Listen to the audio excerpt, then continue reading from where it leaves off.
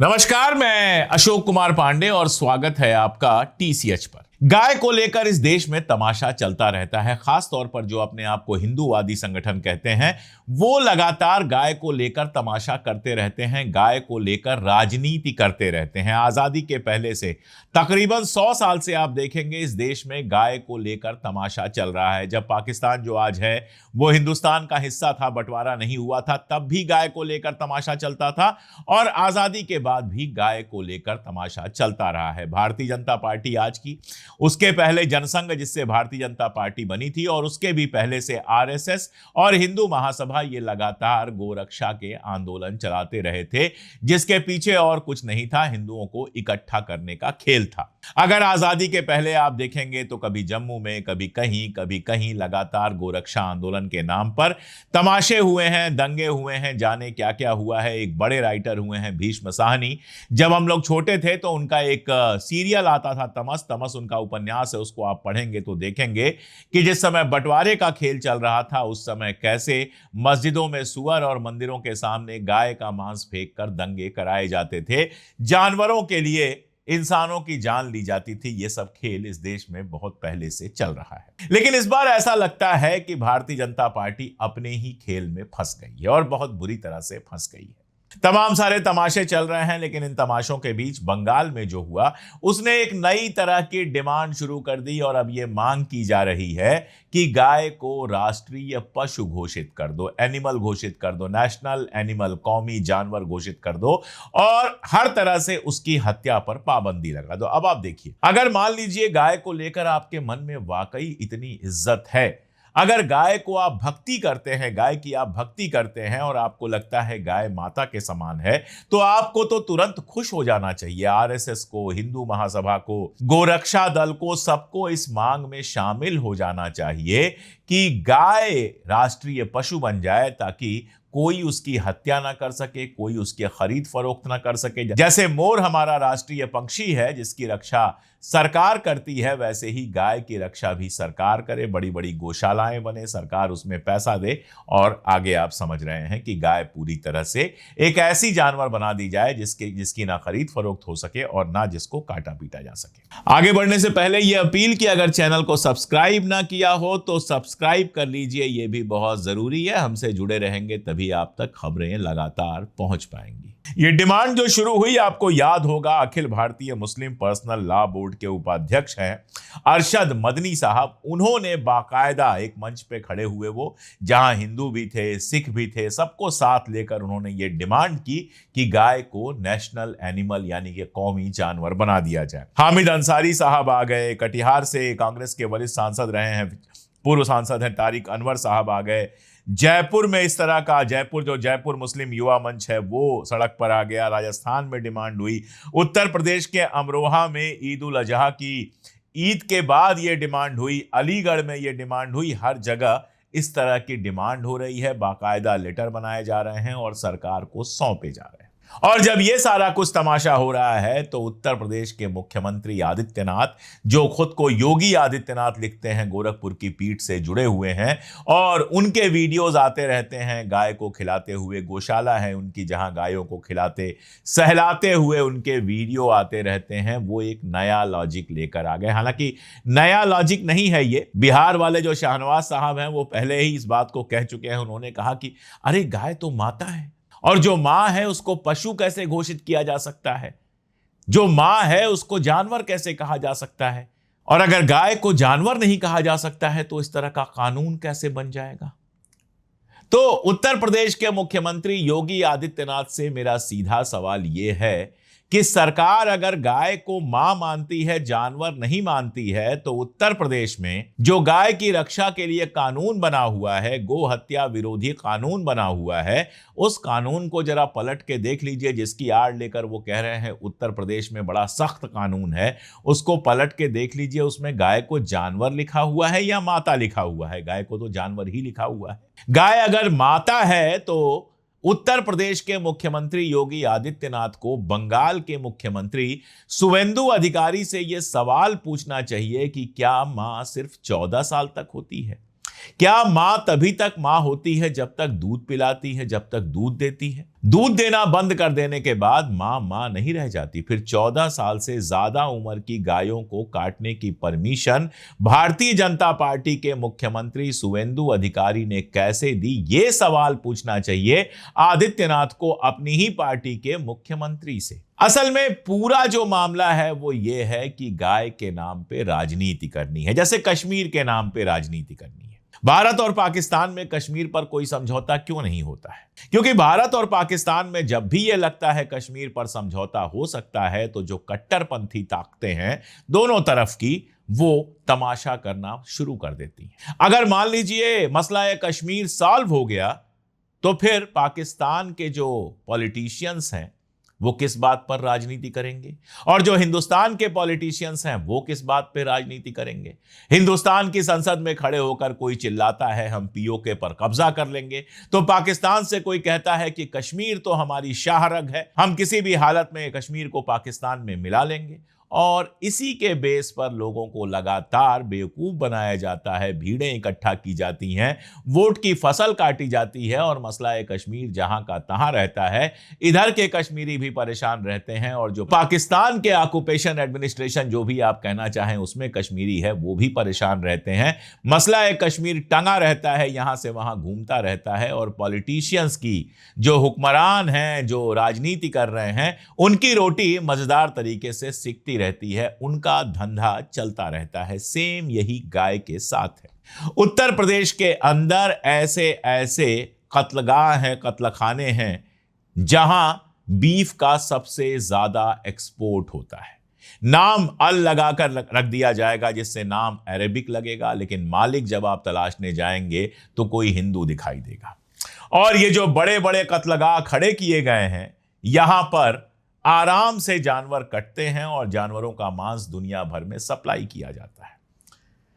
हमारे प्रधानमंत्री नरेंद्र मोदी जी ओमान जाते हैं और ओमान से ये समझौता करके आते हैं कि ओमान हमारे हलाल सर्टिफिकेट को मानेगा, यानी हलाल सर्टिफिकेट से जो जानवरों का मांस, बीफ, चिकन, मटन, ये सब मैं आपको बता चुका हूं कि इस देश से बीफ, मटन, चिकन सबकी सप्लाई बढ़ी है पिछले 10-11 सालों में।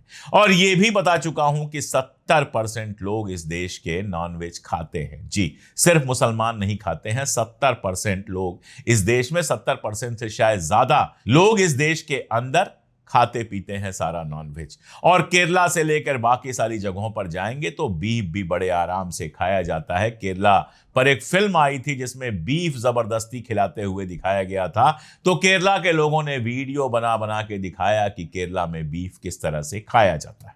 हिंदुस्तान एक बड़ा देश है और अलग अलग जगहों के अलग अलग कल्चर हैं। अब देखिए, भारतीय जनता पार्टी के कुछ लोगों के किस्से मैं आपको सुना देता हूं। किरण रिजिजू जो हैं, वो आप जानते हैं मंत्री हैं। रिपोर्ट मैं आपको दिखा रहा हूं 27 मई 2015 की हिंदुस्तान टाइम्स की। मुख्तार अब्बास नकवी जो यूपी के रहने वाले हैं, मऊ के रहने वाले हैं, उन्होंने एक टीवी चैनल में बोलते हुए कहा था, वहां सेमिनार चल रहा था, उसमें बोलते हुए कहा था कि जो लोग गाय का मांस खाना चाहते हैं वो लोग पाकिस्तान चले जाएं। उसी समय गृह राज्य मंत्री किरण रिजिजू जो है भारतीय जनता पार्टी के, वो मिजोरम की राजधानी आइजॉल में थे। और आइजॉल में जब उनसे बताया गया, ये कहा गया, तो उन्होंने कहा कि मैं गाय का मांस खाता हूं। ये किरण रिजिजू कह रहे हैं कि वो गाय का मांस खाते हैं। मैं अरुणाचल प्रदेश से हूं, क्या मुझे कोई रोक सकता है? इसलिए हमें किसी की प्रथाओं को लेकर संवेदनशील नहीं होना चाहिए। इंडियन एक्सप्रेस में उन्होंने कहा कि ये एक डेमोक्रेटिक देश है, कभी कभी कुछ ऐसे बयान दिए जाते हैं जो अच्छे नहीं होते हैं, अप्रिय होते हैं।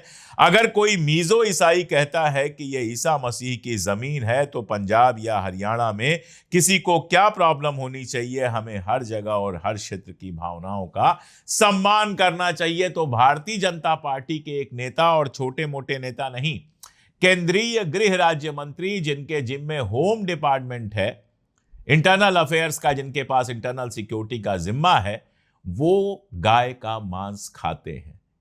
क्या हमारे योगी आदित्यनाथ किरण रिजिजू से यह सवाल पूछेंगे कि आप गाय का मांस क्यों खाते हैं? क्या उनको पाकिस्तानी या फिर कुछ और घोषित करेंगे? क्या उनको देश से निकालने की बात करेंगे? क्या उनको देशद्रोही कहेंगे? आदित्यनाथ। और सुनिए, कहानी यहीं पर खत्म नहीं होती है। 23 फरवरी 2023 का आपको एक बयान दिखा रहा हूं। यह बयान है अर्नेस्ट मावरिये का। अर्नेस्ट मावरिये मेघालय में भारतीय जनता पार्टी के प्रदेश अध्यक्ष हैं। छिटपुट नेताओं का बयान में दिखाई नहीं रहा, उनका बयान दिखा रहा हूं जो बेहद जिम्मेदार जगहों पर बैठे हुए हैं। तो अर्नेस्ट मावरिये मेघालय भारतीय जनता पार्टी के प्रदेश अध्यक्ष हैं। 23 फरवरी 2023 को वो बयान देते हैं, we are in Meghalaya, everybody eats beef and there is no restriction. Yes, I eat beef too. There is no ban in Meghalaya. It is the lifestyle of the people. No one can stop it. मैं मेघालय का हूं, यहां पर हर आदमी beef यानी गोमांस खाता है।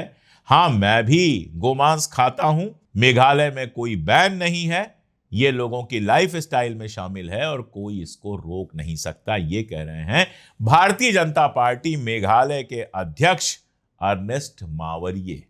सदर हैं, स्टेट के सदर हैं भारतीय जनता पार्टी के।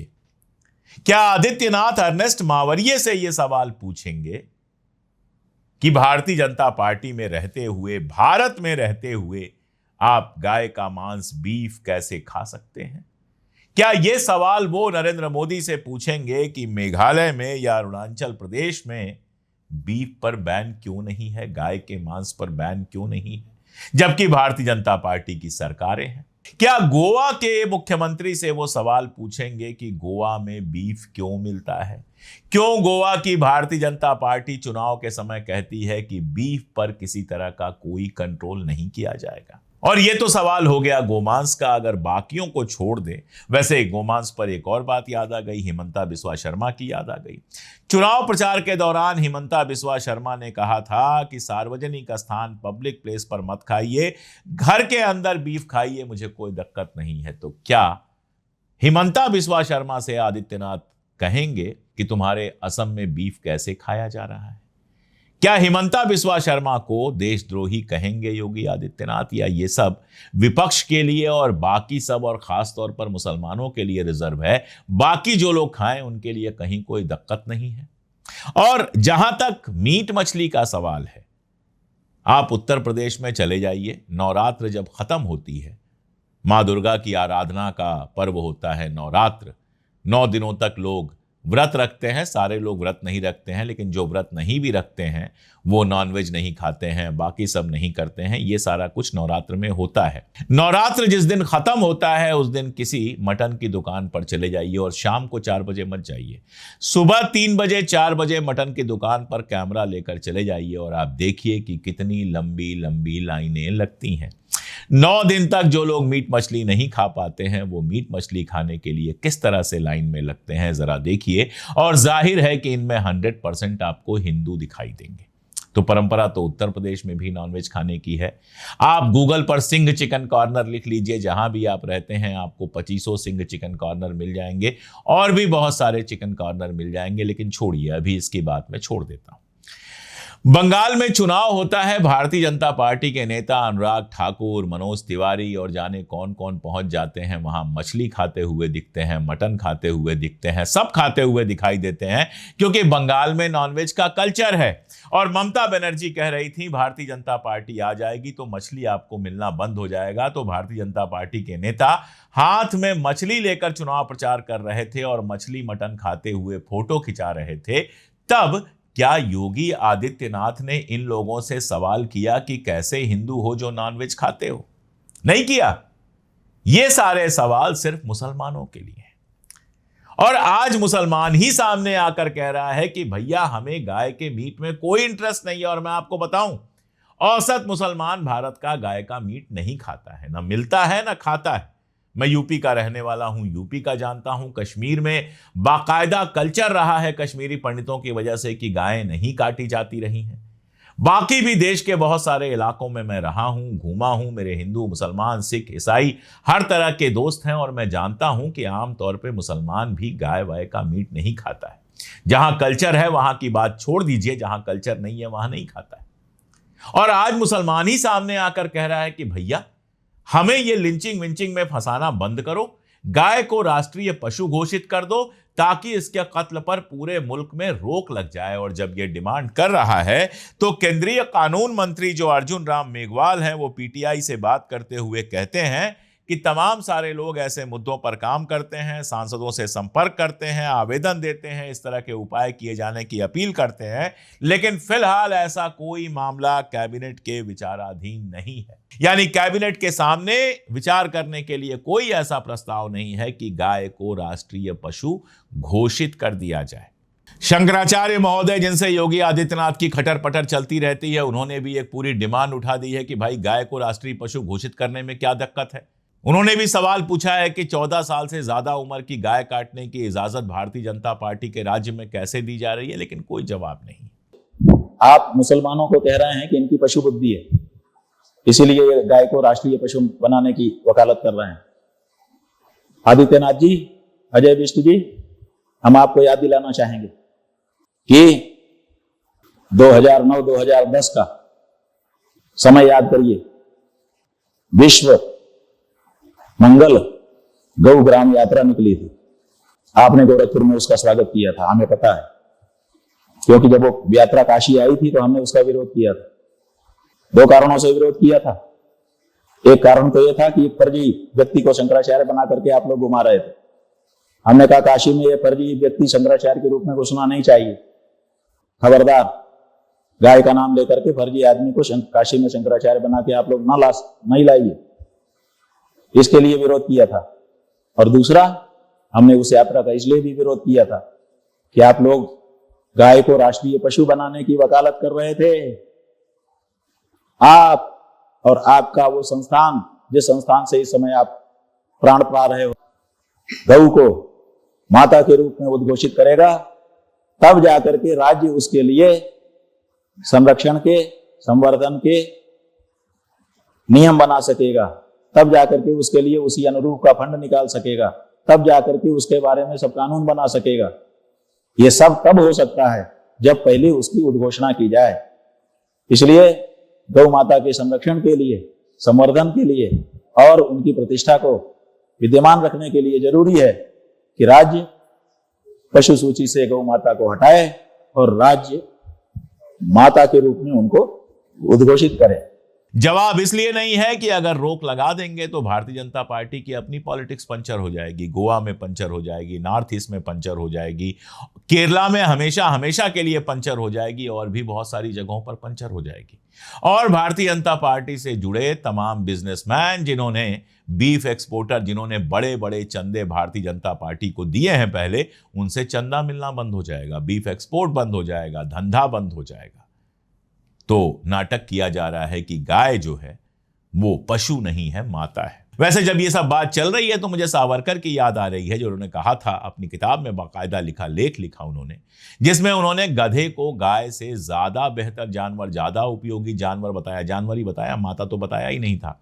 उन्होंने कहा गाय की पूजा करने की जरूरत नहीं है, गाय जानवर है, उसकी पूजा करने की जरूरत नहीं है। और ये मैं नहीं कह रहा, ये सावरकर ने कहा था। इस पर भी क्या योगी आदित्यनाथ सावरकर की भर्त्सना कर सकते हैं, सावरकर की मजम्मत कर सकते हैं? इस बात के लिए नहीं कर सकते हैं। माता कहां से हो जाएगी गाय? अगर गाय माता होती तो उसके बिसुकने के बाद जब दूध देना वो बंद कर देती है, बाजार में, कत्लखाने में उसको नहीं बेच दिया जाता कि उसकी चमड़ी निकाला जा सके और बाकी सब किया जा सके। गाय माता है चुनाव के लिए। हरिशंकर परसाई ने कहा था कि गाय एक पॉलिटिकल जानवर है, तो चुनाव के लिए तो गाय माता है, लेकिन बाकी सब जब नियम बनाने की बात आती है तो माता नहीं रह जाती है। वैसे मुझे बचपन का एक चुटकुला याद आ गया, वहीं से बात खत्म कर देता हूं। चुटकुला यह था कि एक बंदे ने अपनी कॉपी में लिखा कि गाय हमारी माता है, हमको कुछ नहीं आता है। उसको लगा था कि इस नाम पर टीचर बेचारा कुछ नंबर दे देगा कि गाय की बड़ी इज्जत करता है बच्चा। टीचर ने लिख दिया, बैल तुम्हारा बाप है, नंबर देना पाप है। तो गाय का पूरा किस्सा यह है कि गाय पर राजनीति करने वाले पूरी तरह से पूरे देश में गोवध पर रोक लगाने को तैयार नहीं है और एक से एक नए बहाने बना रहे हैं। मुसलमान कह रहा है कि कौमी जानवर बना दो, राष्ट्रीय पशु बना दो, उसकी हत्या पर पूरी तरह से रोक लगा दो। और भारतीय जनता पार्टी के नेता इस गुगली के सामने यहां वहां घूम रहे हैं, कोई जवाब नहीं सूझ रहा है तो गोल गोल बातें कर रहे हैं। ये भारतीय जनता पार्टी की गाय की जो राजनीति है उसकी हकीकत खोल कर रख देता है। आपको क्या लगता है कमेंट में जरूर बताइएगा। आज के लिए इतना ही, बहुत शुक्रिया।